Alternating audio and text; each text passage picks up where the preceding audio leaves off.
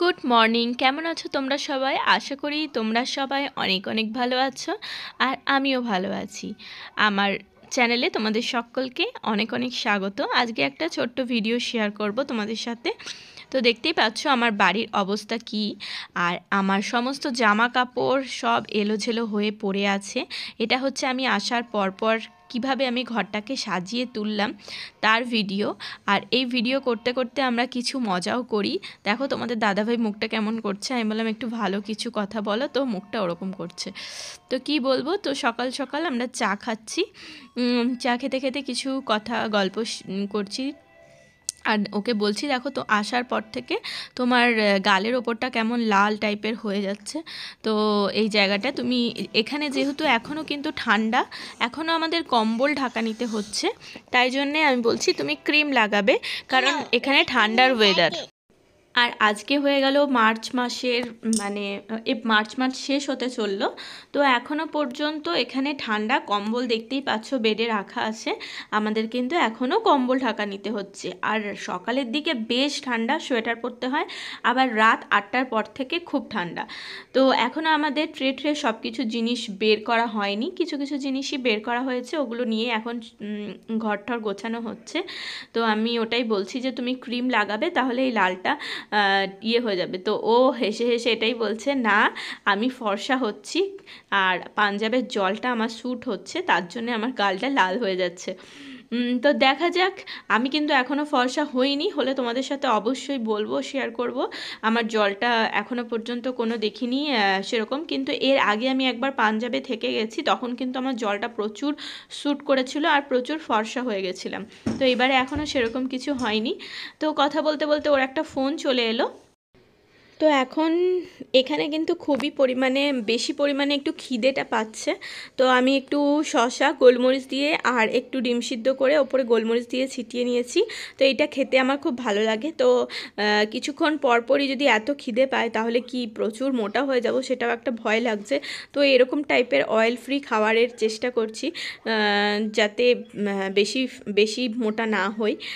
আর আর কিভাবে আমরা ফাঁকা মানে কোয়ার্টারটাকে কিভাবে একটু একটু করে সাজিয়ে সুন্দর একটা সংসার তৈরি করব, সেটা তোমাদের সাথে তো অবশ্যই শেয়ার করব। আর সমস্ত ঘরের জিনিস পুরো ঘর খালি থাকার পরে তারপর যখন একটা একটা করে সব জিনিস গোছানো হয়, তারপর ঘরটা পুরো ঘরের মতো হয়ে যায়, তখন আর এই ঘর ছেড়েই যেতে ইচ্ছা করে না।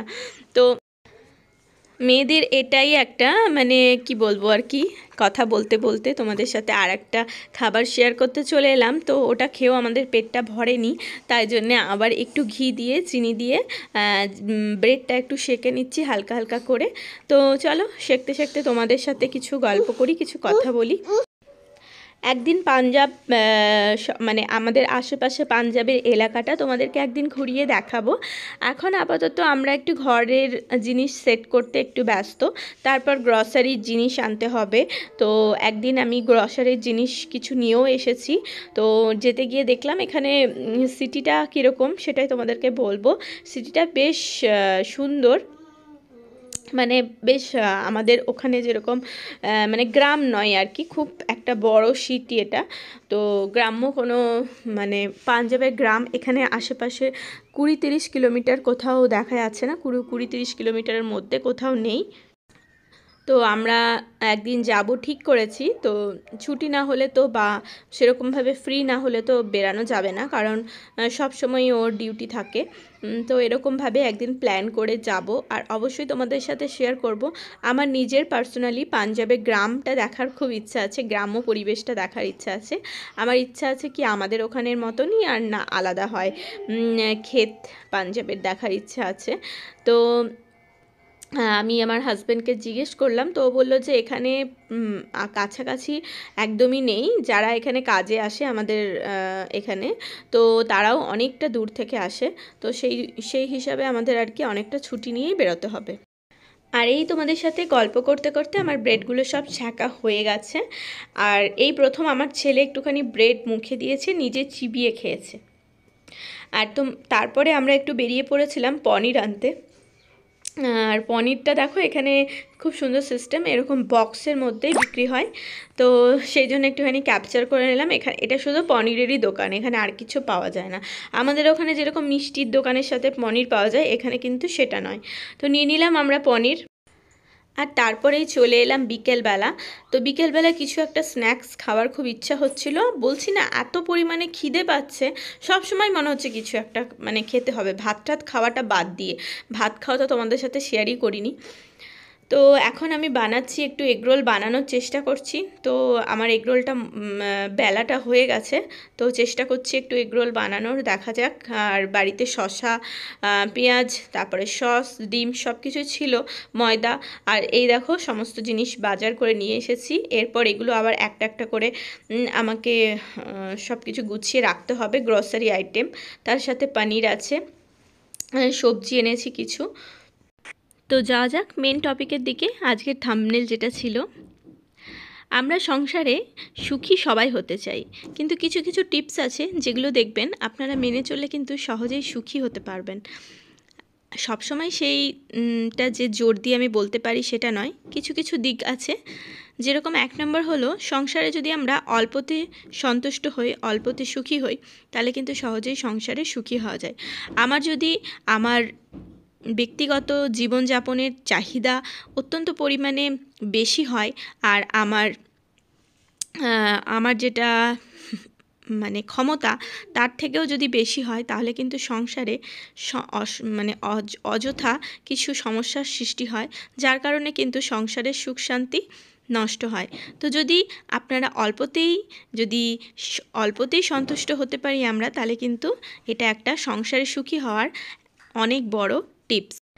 আর এখানে আমি পনিরের একটা রেসিপি বানাচ্ছি, আর তার সাথে আজকে হবে মেনুতে লুচি। তো এটাই আমাদের রাতের মেনু, শেয়ার করে নিলাম তোমাদের সাথে। দ্বিতীয় টিপস হলো সহজে হার মেনে নেওয়া। আমরা কিন্তু যেটা একদমই করতে পারি না, আমরা কোনো কিছু ভুল না করলে সহজে কিন্তু হার মানতে পারি না।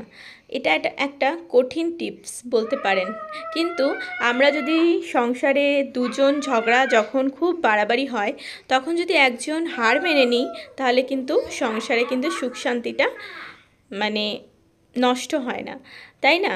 তো এটা টিপসটা খুব টাফ টিপস, সবাই কিন্তু এটা মেনে নিতে পারে না। তো চেষ্টা করি আমি যতটা পারি, আর এটা কিন্তু মেয়েদেরকেই একটু হারটা মেনে নিতে হয় বেশি পরিমাণে। তো চেষ্টা করি, যাদের খুব শান্ত স্বামী তাদের পক্ষে একদমই দরকার নেই, আর যাদের স্বামী একটু রাগী তাদের জন্য কিন্তু এটা একটা গুরুত্বপূর্ণ টিপস।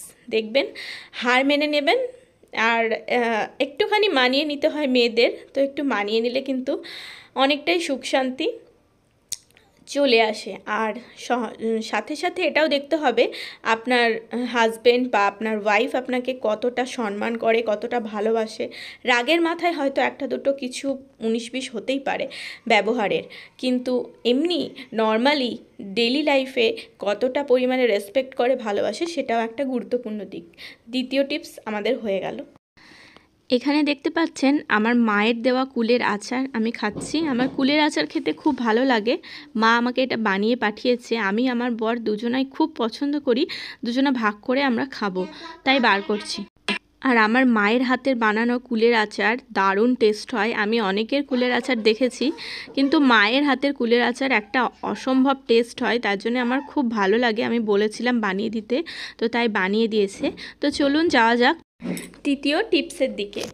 তো নিজেকে কখনোই অন্যের সাথে তুলনা করতে নেই, বা নিজের হাজবেন্ড বা নিজের ওয়াইফকে কখনোই অন্যের হাজবেন্ড বা ওয়াইফের সাথে কখনোই তুলনা করতে যাবেন না, তাহলেই কিন্তু সংসারে একটা অশান্তির সৃষ্টি হবে। নিজের হাজবেন্ড যেরকম অনেক আপনি খারাপ গুণ দেখতে পাবেন, কিন্তু খোঁজার চেষ্টা করবেন নিজের হাজবেন্ড বা ওয়াইফের কতগুলো পজিটিভ দিক বা ভালো গুণ, তাহলে কিন্তু নিজের হাজবেন্ড বা ওয়াইফকে আপনি অন্যের সাথে তুলনা করবেন না। আর এখানে কিন্তু আমি আমার ঘরটা আপনাদেরকে ঘুরিয়ে দেখাচ্ছি, এটা ভাববেন না কিন্তু যে আমি শুধু শুধু ক্যামেরা নিয়ে ঘুরছি। আমি একটু দেখাচ্ছি আপনাদের, আপনারা দেখতে থাকুন আর কথা শুনতে থাকুন। আর আমি যে এই কথাগুলো বলছি মানে এটা নয় যে আমি একদম প্রচুর পণ্ডিত বা গুণী, সেটা নয়। আমি এগুলো কিছু কিছু জিনিস নিজের ব্যক্তিগত জীবনে ফিল করেছি, তাই আপনাদের সাথে এটা শেয়ার করছি। অন্যের সাথে যদি নিজেকে কিছু জায়গায় হয়তো রিলেট করতেও পারি, তুলনা করতেও পারি, হয়তো তার থেকে আমি সেই জায়গায় বড়, নিজেকে বেশ বড় মানে ভাবলাম। কিন্তু অনেক সময় আমরা কিন্তু এমন জায়গাতেও দাঁড়িয়ে থাকি যেখানে আমার থেকে অনেকেই বেশি বুদ্ধিমান, জ্ঞানী আর অনেক বেশি অর্থের দিক থেকেও বড় হতে পারে। তো সেই জায়গায় তখন আবার নিজেকে খারাপ লাগালে চলবে না, কারণ হতেই পারে সব জায়গায় সবার সাথে নিজেকে তুলনা করাটা ঠিক নয়। তাই নিজেকে কখনোই কারোর সাথে তুলনা বা ওর যে বেশি আছে সেটা দেখে নিজের খারাপ লাগা, সেই জিনিসটা খুবই খারাপ একটা জিনিস, যেটা সংসারে কিন্তু সুখ শান্তিতে অনেকটা বাধা সৃষ্টি করতে পারে। তাই নিজের মতো থাকাটাই আমার মনে হয় সব থেকে বেস্ট। আর নিজের যতটুকু আছে সেটা নিয়ে খুশি থাকাটাই আমার মনে হয় সব থেকে ভালো একটা পয়েন্ট। তো হয়ে গেল আমাদের 3 নম্বর পয়েন্ট। আপনাদের যদি কিছু বক্তব্য থাকে বা মতামত থাকে অবশ্যই আমাকে কমেন্টের মাধ্যমে জানাবেন। আমার যেটুকু ব্যক্তিগত জীবন দিয়ে আমি ফিল করতে পারি সেগুলোই আপনাদের সাথে শেয়ার করছি। 4র্থ পয়েন্টের দিকে যাওয়া যাক। 4র্থ পয়েন্টটি হলো নিজেকে যে আমরা একজন মা বা মেয়ে হিসাবে বা বউ হিসাবে ভাবি। তো আমরা সংসারে কিন্তু সব রকমই কাজ করে থাকি। তো সেই কাজটাকে, রান্নাবান্নাটাকে আমরা যদি কাজ হিসাবে ভাবি, চাপ নিয়ে নিই, খুব কষ্ট করছি সেই হিসাবে ভাবি, তাহলে কিন্তু একটা প্রবলেমের সৃষ্টি হতে পারে। কারণ আমাদের যে বাচ্চারা, তারা কিন্তু আমাদের ওপর পুরোপুরি ডিপেন্ডেন্ট। তাদেরকে কেয়ার করা, তাদেরকে খাবার টাইমে বানিয়ে দেওয়া, সমস্ত কিছু খেয়াল রাখা, সেই সব কিছুর মধ্যে দিয়ে কিন্তু সেলফ স্যাটিসফ্যাকশান আছে, একটা আনন্দ আছে, একটা অনুভূতি আছে, যেটা আমরা বউরা মেয়েরা করে থাকি। আর যথেষ্ট পরিমাণে আমরা আনন্দ পাই আর সেলফ স্যাটিসফ্যাকশান হয় আমাদের। তো আমরা যে কাজটা করে থাকি দৈনন্দিন জীবনে, সুন্দর করে রান্না করে খাওয়ানো, তারপর কেয়ার করা, সবাইকে ভালোবাসা, আনন্দ দেওয়া, আর সব কিছুই দেখভাল করা সংসারের, এই সব কিছুর মধ্যে দিয়ে যে আমাদের সেলফ স্যাটিসফ্যাকশান হয়, সেটা কিন্তু কাজটাকে কাজ হিসাবে নিলে হবে না, সেটা কিন্তু আমাদের একটা কর্তব্য। আর সেই সব কিছুর মধ্যে দিয়েই ভালোবাসা জড়িয়ে আছে। আর যেটা আমরাও সেটাতে অনেক ভালো পজিটিভ অনুভূতি, পজিটিভ ফিলিং আমাদের মধ্যে আসে। আর আমরাও সেটাতে খুশি থাকি সেই কাজটা করে। আর আমাদেরকে সেটা করে খুশি থাকতে হবে। কাজটাকে যদি আমরা চাপ হিসাবে নিই, আমরা কষ্ট করে করি, তাহলে কিন্তু সংসারে কখনোই সেটা শান্তি আনতে পারে না। তো এই কথা বলতে বলতে আমি সকাল থেকে দুপুরে চলে গেলাম, তারপরে রাতের দিকে চলে এলাম। রাতের দিকে আমরা একটু বেরিয়েছিলাম পাঞ্জাবের সামনে আমাদের এই মার্কেটের এখানে। তো ওখান থেকে আমার হাজব্যান্ড বললো তো রাতে কিছু খাবার কিনে নিয়ে যাওয়া হবে। আর আজকে যেহেতু আমাদের নিরামিষ ছিল দিনটায়, তো আমরা একটা পুরো ভেজ রেস্টুরেন্টে এসেছিলাম। তো এখানে খুব বেশ ভালো লাগলো। দেখুন এই রেস্টুরেন্টটা। তো আমার ছেলে যেহেতু রেস্টুরেন্টে বসে এত রাতে খাওয়াতে গেলে অনেকটাই লেট হয়ে যাবে, তাই আমরা আর বসে খেলাম না। আমি বললাম আমি আর আমার ছেলে বাইরে দাঁড়াচ্ছি, তুমি ভেতর থেকে নিয়ে আসো। তো এখানে দেখছি অনেক ধরনের কুলচা, রুটি, অনেক কিছু বানাচ্ছে, যেগুলো আমরা আমাদের ওখানে দেখিনি। অনেক ধরনের আর কি রুটির আইটেম, তন্দুরি রুটি, লাচ্ছা, মানে একটু আলাদা টাইপের। যেটা আমাদের রাইসের অনেক রকম ভ্যারাইটিস পাওয়া যায়, এখানে কিন্তু সেটা নয়। এখানে রুটির, পরোটা, কুলচা, এইসবের অনেক ভ্যারাইটি পাওয়া যায়। তো আজকে আপনাদের সাথে অনেকগুলোই আমি টিপস শেয়ার করলাম, যতগুলো আমার ভিডিওর মধ্যে দেওয়া সম্ভব। ভিডিওটা তো যথেষ্ট বড় হয়ে যাচ্ছে। তো দাঁড়িয়ে থাকতে দেখতে পাচ্ছ এখানে কতটা ঠান্ডা এখনও। তো একটা চিপস কিনে ছেলেকে দিলাম, কারণ ও বসে আছে। আর টুপি পরতে হয়েছে, হনুমান টুপি, মানে প্রচণ্ডই পরিমাণে ঠান্ডা এখানে রাতের বেলা। তো জাস্ট আমরা বাড়িতে গিয়ে খাওয়া দাওয়াটা করবো, তাই আর ভেতরে বসলাম না। আর আমার ছেলে এখন ভেতরে বসলে খেতে গেলে অনেকটাই দেরি হবে, ওকে ঘরে গিয়ে খাওয়াতেও হবে। পঞ্চম পয়েন্টের দিকে যাওয়া যাক। লাস্ট পয়েন্ট এটাই হলো, হাজবেন্ড বা স্ত্রীকে কখনোই পারফেক্ট হতে হবে এরকমটা কখনোই ভাববেন না। হাজব্যান্ডের ক্ষেত্রে স্ত্রী বা স্ত্রীর ক্ষেত্রে হাজব্যান্ড অন্যের সাথে তুলনা করে যে তার মতোই হতে হবে, বা রূপে গুণে সুন্দর বা সব দিক থেকেই পারফেক্ট হতে হবে, এরকমটা কখনোই নয়।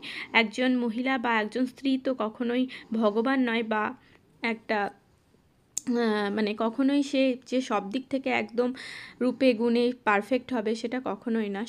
কারণ আমরা তো আর দেবী নয়, আমরা তো সাধারণ মানুষ, তাই না? আমরা একটা মহিলা কখনোই সব দিক থেকে একদম পারফেক্ট হতে পারবে এরকমটা কখনোই নয়। সেটা নিয়ে অযথা সংসারে ঝামেলা করে অশান্তি করে যে তাকে তার মতোই হতে হবে, অন্য 5টা মহিলার মতো হতে হবে, এটাই না। যে যার মতো নিজের মতো সংসার করে, কাজ করে, নিজের মতো স্বাধীনভাবে চলে আর এটা তাকে স্বাধীনতাটা দেওয়াটাই হচ্ছে সংসারের শান্তির একটা মূল কারণ। কারো হয়তো রূপ আছে, কারো হয়তো গুণ আছে, কেউ হয়তো রূপের দিকে গুণী, কেউ হয়তো অন্য হাতের কাজের দিকে গুণী। এখানে কিন্তু আমার বর ঘরটা গুছাচ্ছে সুন্দর করে সাজিয়ে, এই দিক থেকে কিন্তু ওর খুব ভালো একটা গুণ আছে। আর আমার যেটা বরের ভালো সেটা আমি সবসময় প্রশংসা করি, কারণ ভালোটাকে তুলে ধরেই আমাদের জীবনে এগিয়ে যেতে হবে। খারাপটাকে ভুলে যাওয়াটাই আমাদের জীবনের একটা বড় কি বলবো, একটা পজিটিভ দিক। তো সব মানুষের মধ্যেই কিছু খারাপ কিছু ভালো গুণ থাকে, আমারও মধ্যে আছে, আমিও একদম পারফেক্ট সেটা বলবো না। তো আজকের ভিডিওটা এরকম ছোট্টখাটো টুকটাক পয়েন্ট মানে কিছু কথা দিয়েই, গুরুত্বপূর্ণ কথা দিয়েই শেষ করছি। তো তোমাদের ভিডিওটা কেমন লাগলো আমাকে অবশ্যই জানাবে। আর হচ্ছে নিয়ে আসবো নতুন একটা ভিডিও, নতুন একটা কিছু ভালো কিছু ভালো কথা নিয়ে তোমাদের সাথে শেয়ার করব। আর হ্যাঁ, আরেকটা কথা, সবথেকে বড় কথা, আমার ছোট্ট এই কোয়ার্টারটা সুন্দর করে সাজানো হয়ে গেলে তোমাদেরকে একদিন পুরোটা ঘুরিয়ে শেয়ার করব। তো এখন তো কাজ চলছে, এখনও পর্দা লাগানো হয়নি। আমাদের 2 সেট করে পর্দা কিনে আনা হয়েছে, কিন্তু এখনও লাগানোই হয়নি, কারণ এখনও মিস্ত্রি আসেনি। তো সব কিছু সুন্দর করে সাজিয়ে তোমাদেরকে অবশ্যই শেয়ার করব। তো আজকের ভিডিওটা এখানেই আমি শেষ করছি। আর যার আমার ভিডিও ভালো লাগবে প্লিজ লাইক করবে, আর যদি খুব ভালো লাগে তাহলে একটা শেয়ার করবে, একটা কমেন্ট করবে। তো আজকের ভিডিও আমি এখানেই শেষ করছি। সবাই ভালো থাকবে, সুস্থ থাকবে, আর আমার পাশে থাকবে। আর যারা আমার পুরনো বন্ধু তাদেরকে তো অনেক অনেক থ্যাঙ্কস, অনেক অনেক ভালোবাসা। আর যারা নতুন বন্ধু তারা চ্যানেলটা সাবস্ক্রাইব করে আমার পাশে থাকবে নতুন একটা ভিডিওর জন্য। নেক্সট ভিডিওটা খুবই ইন্টারেস্টিং হবে, তোমরা সাথে থেকো, পাশে থেকো। তো এখানেই শেষ করছি, বাই বাই। আর আজকে আমরা খাবারে এনেছিলাম, সেটা হচ্ছে চিজি পনির কি একটা, দো পেঁয়াজা। তো খুব একটা ভালো লাগেনি আমার, আমি একটু স্পাইসি জিনিস পছন্দ করি। তো আমার বরের খুব ভালো লেগেছে, তো ও খাচ্ছে। তো গুড নাইট সবাইকে, ভালো থেকো, বাই বাই।